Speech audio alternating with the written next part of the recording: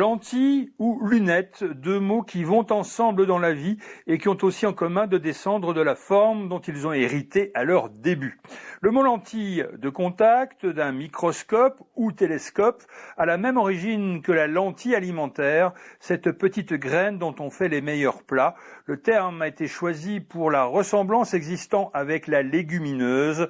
En 1637 déjà, Descartes évoquait ainsi un verre en forme de lentille. C'est en effet au XVIIe siècle que le mot est passé du vocabulaire de la cuisine à celui de l'optique, d'abord pour la lunetterie, puis concernant plus largement tous les instruments d'optique.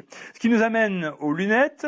Leur première apparition en Europe date du XIIIe siècle, sans doute inventée en Italie à partir des travaux d'un moine.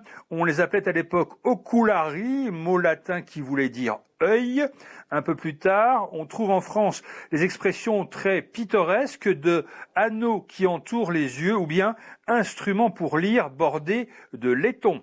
Et ce n'est finalement qu'au XIVe siècle qu'apparaît le mot lunette, qui appartient tout d'abord au vocabulaire des miroitiers.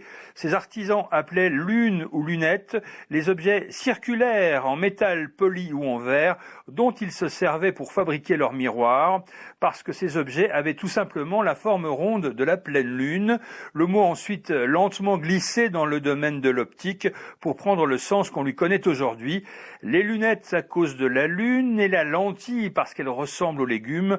Il faut reconnaître que le langage populaire se livre parfois à d'étonnants raccourcis.